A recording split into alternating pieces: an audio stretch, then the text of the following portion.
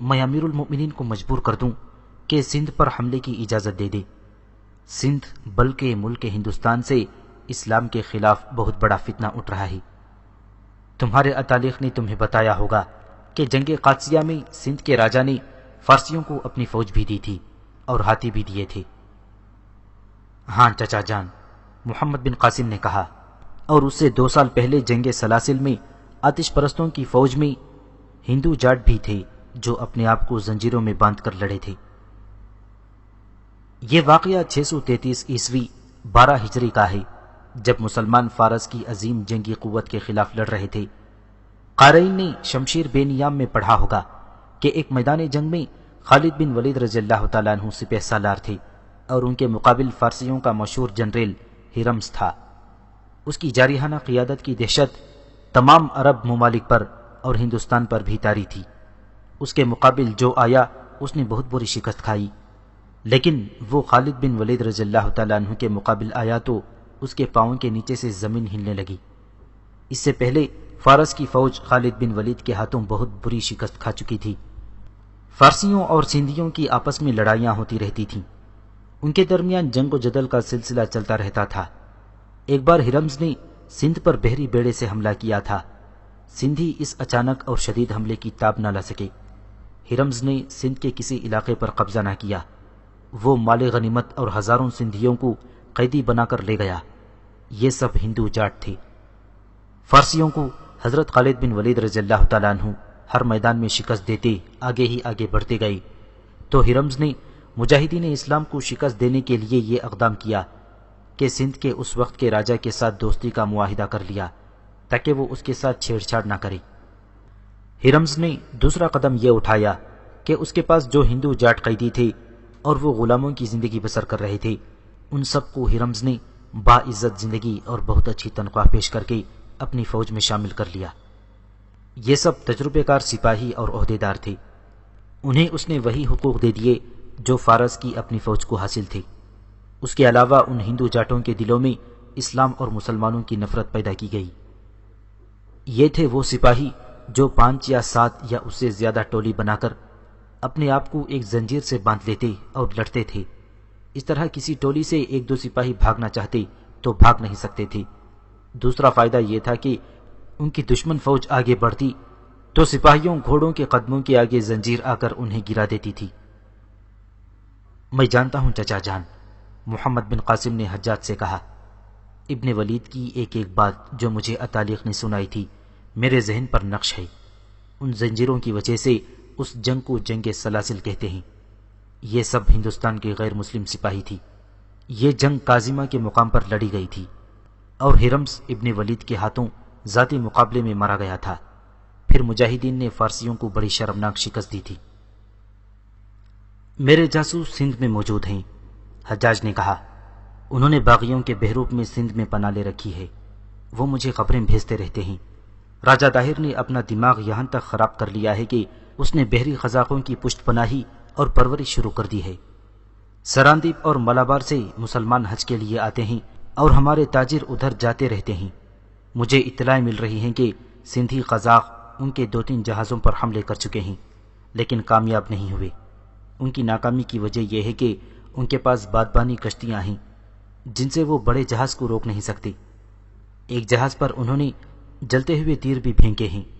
جہاز کے ملاحوں نے بہاؤ کا رخ پھیر لیا۔ صرف ایک بادبان کو جلتے ہوئے فلیتے والے 2 تیر لگے تھے، وہ بادبان جل گیا تھا۔ ملاحوں نے دوسرے بادبانوں کو بچا لیا اور نکل آئے۔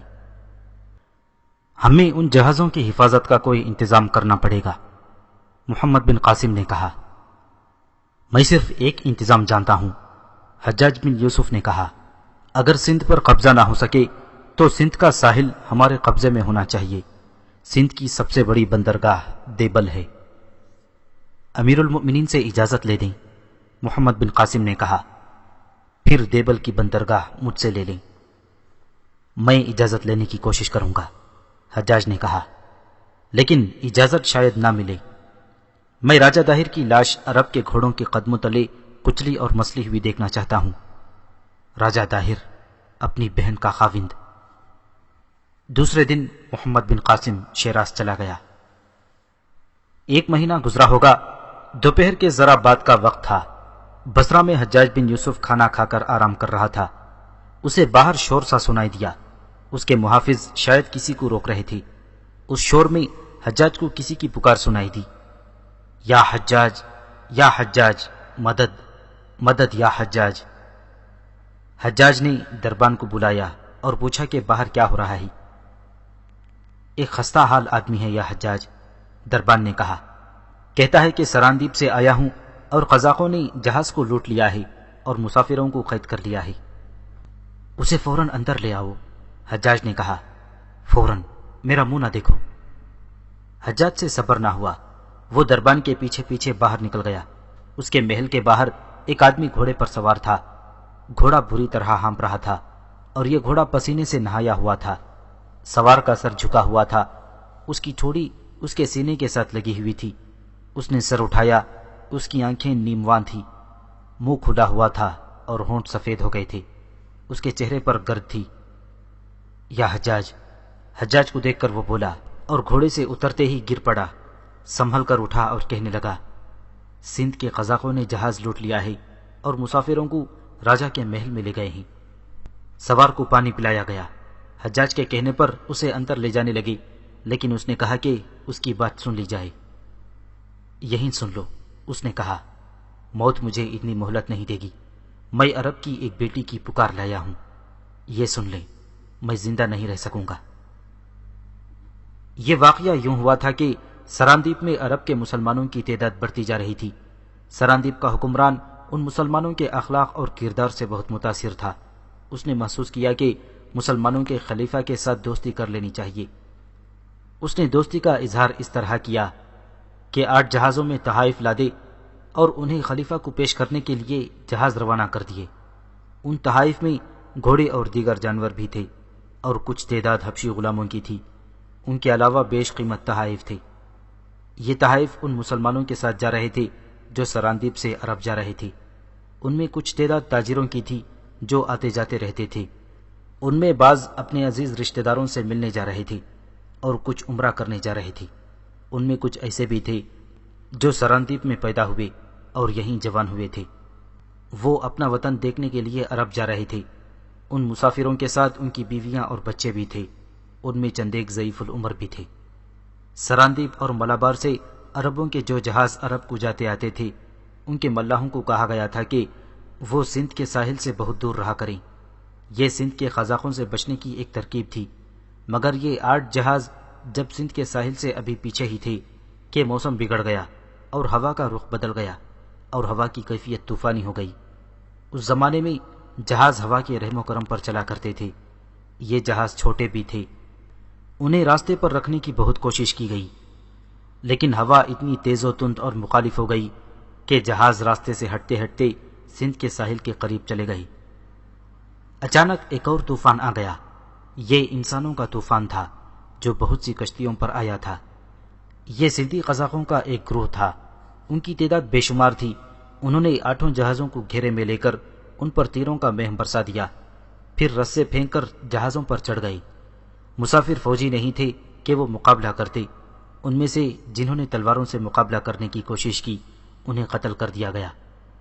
جہازوں میں بڑا ہی قیمتی سامان تھا۔ قزاقوں نے یہ سارا مال تو لوٹنا ہی تھا۔ وہ مسافروں کو بھی پکڑ کر لے گئے۔ مسافروں میں عورتیں بھی تھیں اور بچے بھی۔ انہیں دیبل لے جایا گیا تھا اور قید خانے میں ڈال دیا گیا۔ اس خستہ حال سوار نے حجاج بن یوسف کو یہ سارا واقعہ سنایا۔ اس کی آواز دبتی جا رہی تھی اور زبان ہکلانے لگی تھی۔ حجاج نے اس کے آگے مشروب رکھے، کچھ کھانے کو کہا، مگر اس نے یہ کہہ کر کھانے پینے سے انکار کر دیا کہ میں عرب کی ایک بیٹی کی پکار پہنچانے تک زندہ رہوں گا۔ وہ عرب کی سرزمین کی ایک جوان بیٹی ہے یا حجاج، اس نے اٹک اٹک کر کہا۔ میں اس کا نام نہیں جانتا۔ وہ بنی یربوع کی خاتون ہے۔ جب ہم سب کو دیبل کے ساحل پر قزاقوں نے اتارا تو انہوں نے ہم سب کو کوڑے مارنے شروع کر دیے۔ وہ ہمیں مار مار کر آگے لے جا رہے تھے۔ بنی یربوع کی یہ جوان عورت رک گئی۔ اس نے عرب کی طرف منہ کر کے اپنے ہاتھ آسمان کی طرف پھیلائے اور چلا چلا کر کہا، یا حجاج اغثنی، یا حجاج اغثنی، اے حجاج میری مدد کو پہنچ، اے حجاج میری مدد کو پہنچ۔ حجاج نے اس نیم جان سوار کی ہکلاتی لڑکھڑاتی زبان سے یہ الفاظ سنے تو وہ جوش میں اٹھ کھڑا ہوا اور بلند آواز میں بولا، لبیک لبیک، میں حاضر ہوں، میں حاضر ہوں۔ مورخ بلازری نے اس عورت کا نام نہیں لکھا، یہ لکھا ہے کہ وہ یربوا قبیلے کی تھی۔ بعض مورخوں نے یربو لکھا ہے اور بعض نے یربویا، لیکن زیادہ تر یربوا ہی لکھا گیا ہے۔ یا حجاج، اس سوار نے کہا، وہاں سے کوئی قیدی نہیں نکل سکتا تھا۔ وہ ایک عرب تھا جس نے مجھے اور میرے ایک ساتھی کو وہاں سے نکالا۔ میں اور میرا یہ ساتھی قیدیوں کی قطار میں پیچھے تھے۔ وہاں تو ہڑبونگ مچی ہوئی تھی، ساحل پر ٹوٹی پھوٹی کشتیاں پانی کے باہر پڑی ہوئی تھیں، ہمیں ان کے قریب سے گزارا جا رہا تھا۔ قزاق آگے تھے، ایک آدمی آیا، اس نے میرا بازو پکڑا اور عربی میں کہا، جھک جا، ادھر آ۔ میں نے اپنے ساتھی کا بازو پکڑ لیا، اس طرح ہم دونوں جھک کر ٹوٹی ہوئی ایک بڑی کشتی کی اوٹ میں ہو گئے۔ اس عرب نے ہمیں دونوں کو دو کشتیوں کے درمیان بٹھا کر چھپا لیا۔ وہ بہت بوڑھا تو نہیں تھا، لیکن جوانی سے دور آگے نکل گیا تھا۔ قزاق تمام قیدیوں کو ہانکتے ہوئے دور لے گئے تو اس عرب نے کہا، میرا نام بلال بن عثمان ہے، میں نے جوانی میں اپنے آپ کو عرب سے جلا وطن کیا تھا، خلافت نے مجھے باغی قرار دے دیا تھا، میں دیبل میں نہیں ہوتا، یہاں سے بہت دور راجہ طاہر کے محل میں ہوتا ہوں، میں اس کی رانی کا محافظ ہوں، وہ آج کل سمندر کی سیر کے لیے یہاں آئی ہوئی ہے، میں نے دیکھا کہ یہ تو میرے وطن کے مسافر ہیں جنہیں قزاق پکڑ کر لا رہے ہیں، اسی لیے میں ادھر آ گیا، میں زیادہ دیر یہاں رک نہیں سکتا، میں تمہیں 2 گھوڑے دوں گا، سیدھے بصرہ پہنچو اور حاکم بصرہ کو اطلاع دو، راستے میں رکنا نہیں۔ حجاج بن یوسف کو بتانا کہ یہ قزاق راجہ طاہر کے اپنے آدمی ہیں اور راجہ نے دیبل کا جو حاکم مقرر کر رکھا ہے وہ ان قزاقوں کی پشت پناہی کرتا ہے۔ قزاقوں کے چنگل سے کسی مسافر کا بھاگ نکلنا ممکن نہیں تھا۔ اتفاق کی بات تھی کہ مائی رانی سمندر کی سیر کے لیے دیبل آئی ہوئی تھی اور بلال بن عثمان اس کے ساتھ تھا۔ بلال نے کسی طرح 2 گھوڑوں کا انتظام کر دیا اور شام کے بعد دونوں کو دیبل سے نکال دیا۔ میرے ساتھی کا گھوڑا راستے میں پیاس اور تھکن سے گر پڑا۔ اس سوار نے حجاج بن یوسف کو بتایا، میرا ساتھی گھوڑے کے نیچے آ گیا، میں نے رک کر دیکھا، گھوڑا تڑپ تڑپ کر مر گیا اور میرا ساتھی اس کے نیچے کچلا گیا۔ میں نے پھر گھوڑے کو ایڑ لگا دی، بہت آگے آ کر اپنی ایک چوکی دیکھی، وہاں سے گھوڑا بدلا، پھر ایک چوکی سے یہ گھوڑا بدلا، میں پانی کا گھونٹ پینے کے لیے بھی نہیں رکا۔ یا حجاج، اس کی آواز دبنے لگی، وہ چپ ہو گیا، اس کی آنکھیں بند ہونے لگیں، اس کے ہونٹوں سے سرگوشی پھسلی، یا حجاج اغثنی اغثنی، اور اس کی آواز ہمیشہ کے لیے خاموش ہو گئی۔ حجاج بن یوسف کا یہ حال ہو گیا جیسے وہ آگ کا گولا ہو اور ہر طرف گھومتا اور اڑتا پھر رہا ہو۔ اس وقت مکران اسلامی سلطنت میں شامل تھا۔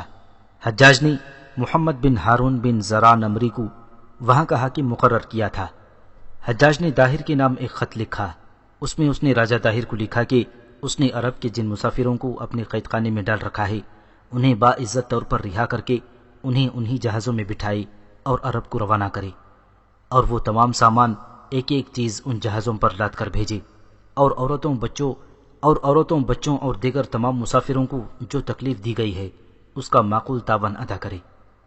حجاج نے خلیفہ کی مہر لگوانے کے بجائے اس خط پر اپنے دستخط کیے اور خط براہ راست راجہ طاہر کو بھیجنے کے بجائے قاصد کے ہاتھ مکران کے حاکم محمد بن ہارون کو اس تحریری حکم کے ساتھ بھیجا کہ وہ اپنے ایک اعلیٰ افسر کو اس قاصد کے ساتھ طاہر کے پاس بھیجے۔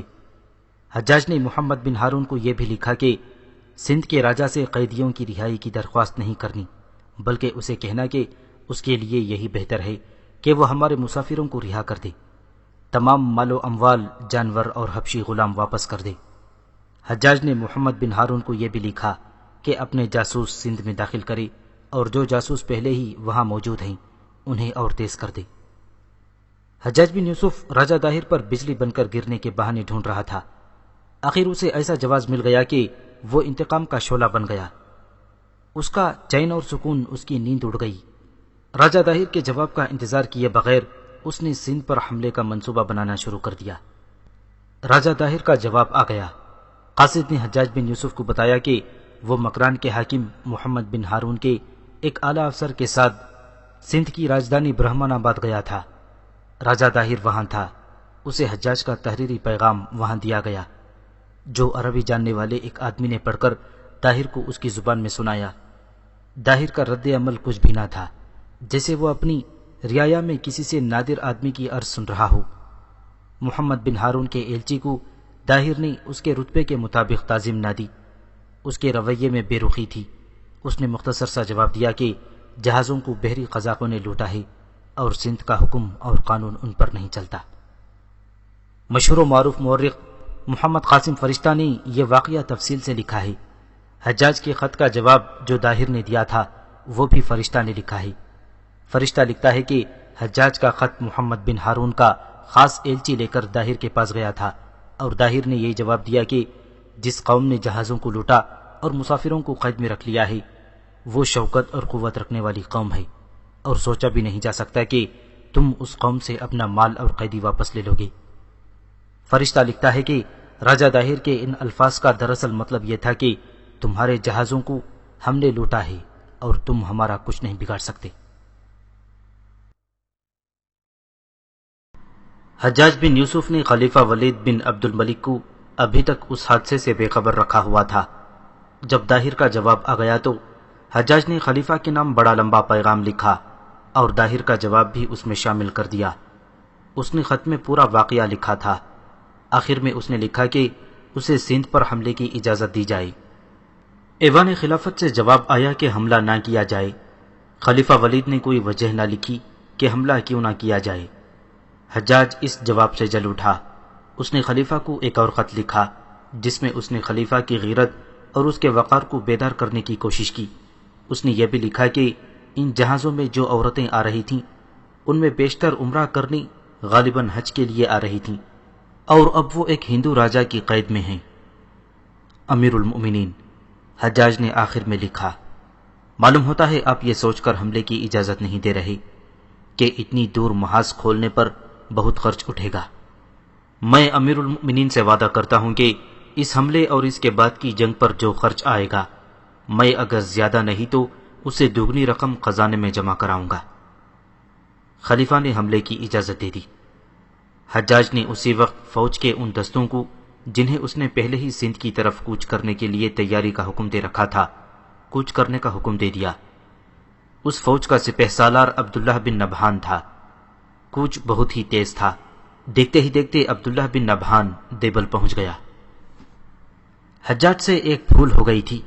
اسے جاسوسوں نے راجہ داہر کی جنگی طاقت کی صحیح رپورٹیں دی تھیں، مگر اس نے داہر کی فوج کی لڑنے کی اہلیت کا صحیح اندازہ نہ کیا۔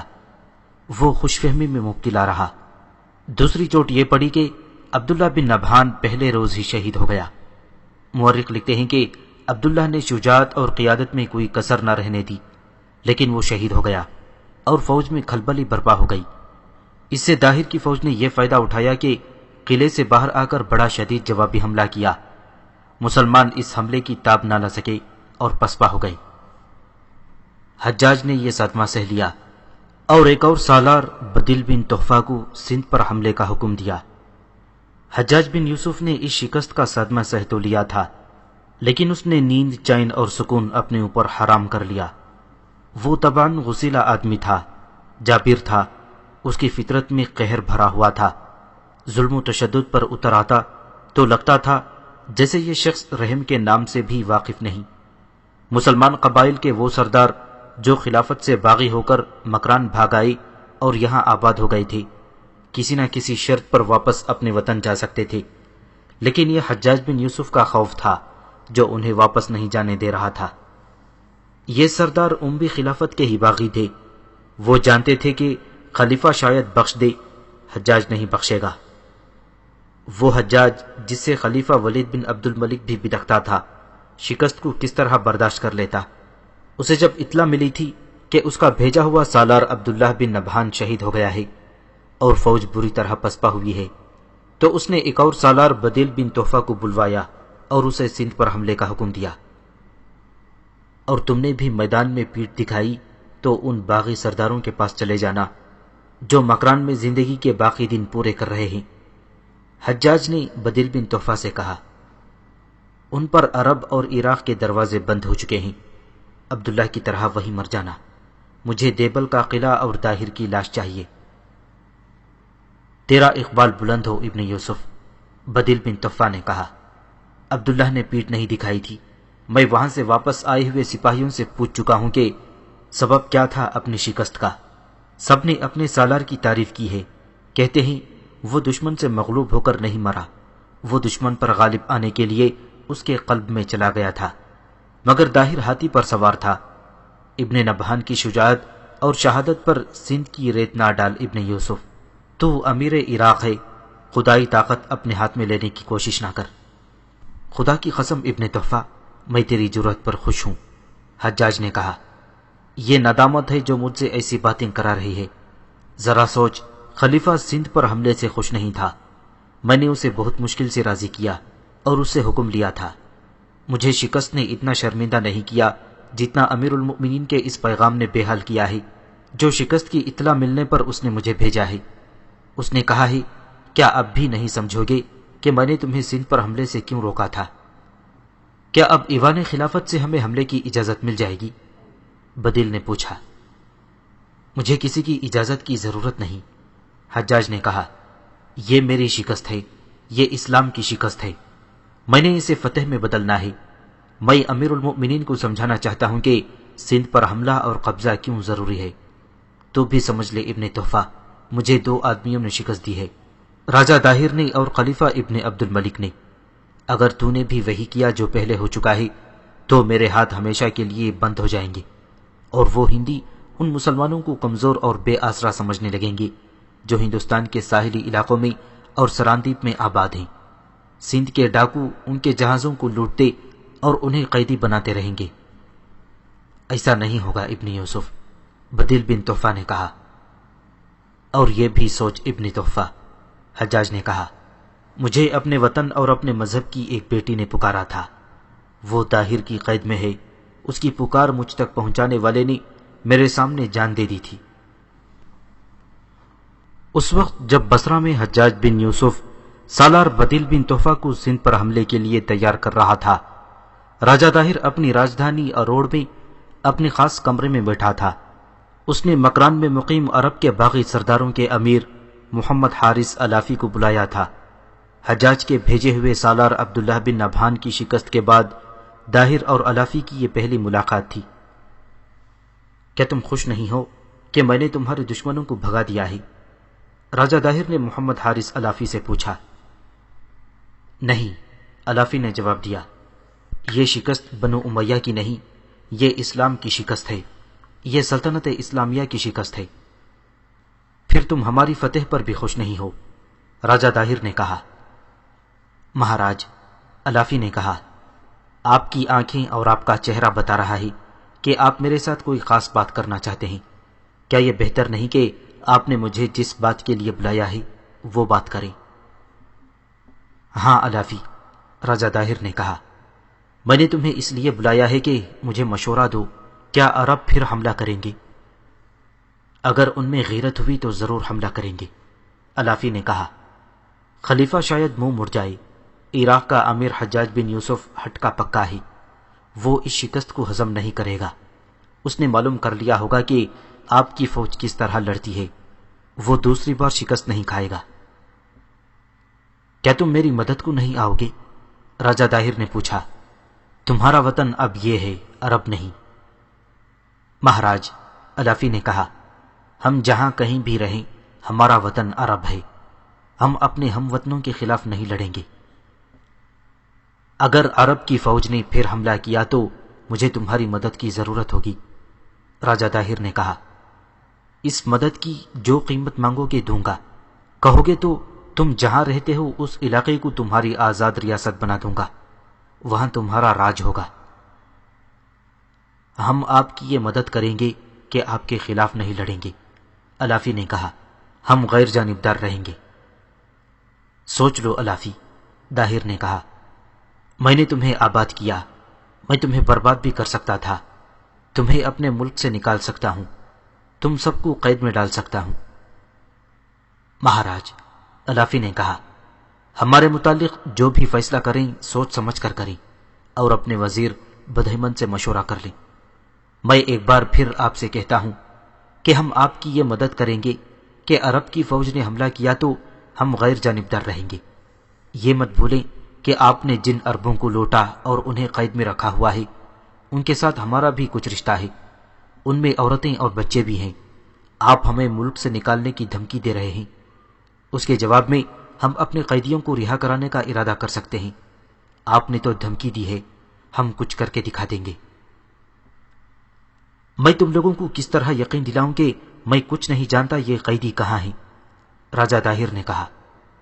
نہ میں نے حکم دیا ہے کہ ان جہازوں کو لوٹا جائے، ان جہازوں کو لوٹنے والے بڑے طاقتور قبیلے کے لوگ ہیں۔ تم نے بھی مجھ پر وہی الزام عائد کر دیا ہے۔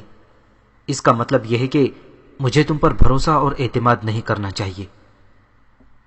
مہاراج، الافی اٹھ کھڑا ہوا اور بولا، ہم نے آپ کے ایک دشمن کو ایسا بھگایا تھا کہ آپ پر حملہ کرنے کی سوچتا ہوگا تو ڈر جاتا ہوگا۔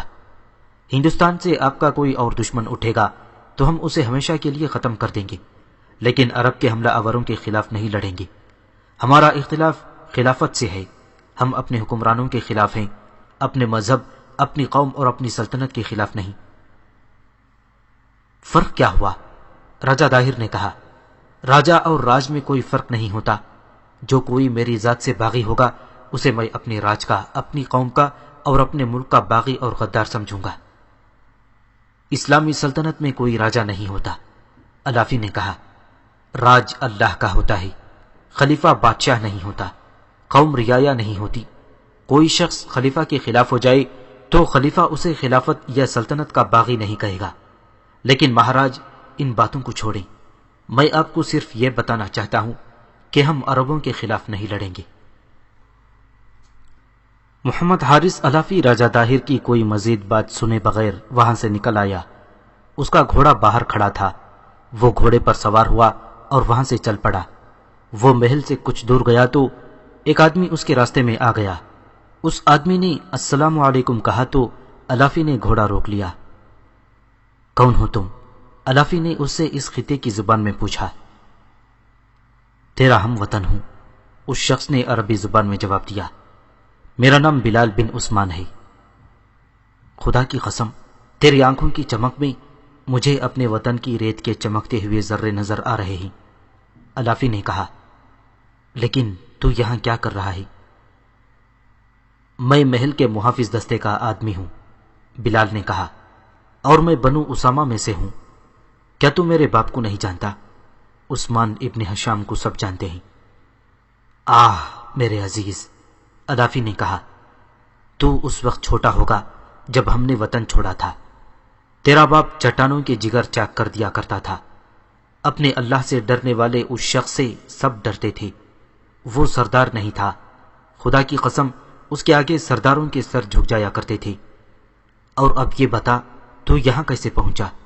ہمارے پاس کیوں نہ آیا؟ بلال نے الافی کو اشارہ کیا۔ الافی گھوڑے سے اتر آیا اور دونوں اکٹھے چلتے گئے۔ بلال نے الافی کو بتایا کہ وہ کس طرح اپنے 4 ساتھیوں کے ساتھ یہاں پہنچا تھا۔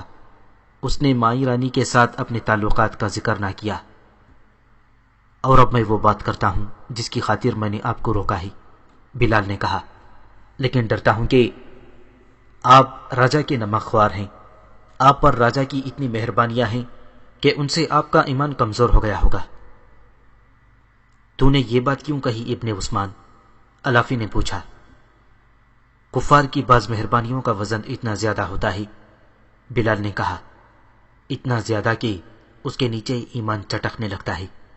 میں نے یہ بات اس لیے کہی ہے کہ راجہ طاہر نے عرب کے جہاز لوٹے ہیں اور تمام مسافروں کو قید خانے میں ڈال دیا ہے۔ ان میں عورتیں اور بچے بھی ہیں۔ عرب کی فوج آئی تو میں خوش تھا کہ قیدی آزاد ہو جائیں گے، لیکن ہماری فوج کو پسپا ہونا پڑا۔ تو وہ کہ جو تیرے دل میں ہے ابن عثمان، الافی نے کہا، جو میں پہلے سے جانتا ہوں وہ مجھے کیوں بتا رہے ہو؟ کیا آپ قیدیوں کی رہائی کے لیے کچھ نہیں کریں گے؟ بلال نے پوچھا۔ کیا ہوا بنو امیہ کی جو عداوت آپ کے دل میں بھری ہوئی ہے وہ آپ کو کچھ نہیں کرنے دے رہی؟ الافی نے بلال کو بتایا کہ راجہ داہر کے ساتھ اس کی کیا باتیں ہوئی ہیں۔ معلوم ہوتا ہے ولید بن عبد الملک ایک ہی شکست سے ان مسافروں کو بھول گیا ہے جو یہاں قید ہیں۔ بلال نے کہا۔ حجاج نہیں بھولے گا، الافی نے کہا، میں اسے جانتا ہوں، وہ خون کے بدلے خون ہی لیا کرتا ہے۔ میں انتظار نہیں کر سکتا، بلال نے کہا۔ میری رگوں میں جس باپ کا خون دوڑ رہا ہے اس باپ کو آپ جانتے ہیں۔ مجھے مشورہ دینے والا کوئی نہ تھا، آپ کو یہاں آتے دیکھا تو آپ کی واپسی کے انتظار میں راستے میں کھڑا ہو گیا۔ کیا ارادہ ہے تیرا؟ میں قیدیوں کو رہا کراؤں گا، بلال نے کہا، لیکن قید خانے سے نکل کر وہ جائیں گے کہاں؟ کیا آپ پناہ دے سکتے ہیں؟ ابن عثمان، الافی نے کہا، اگر تو قیدیوں کو رہا کرا لے تو انہیں ہمارے پاس لے آ، ہم انہیں اپنے پاس رکھیں گے اور موقع دے کر انہیں کشتیوں میں بٹھا کر روانہ کر دیں گے۔ لیکن تو انہیں رہا کرائے گا کیسے؟ رات کو قید خانے میں داخل ہونا پڑے گا، بلال نے کہا، اپنی جان پر کھیلنا پڑے گا۔ ہو سکتا ہے ہم قید خانے میں کسی طرح داخل ہو جائیں اور واپس ہی نہ آئیں۔ کتنے آدمی اندر جاؤ گے؟ زیادہ نہیں، بلال نے جواب دیا، 3 یا 4 آدمی ہوں گے۔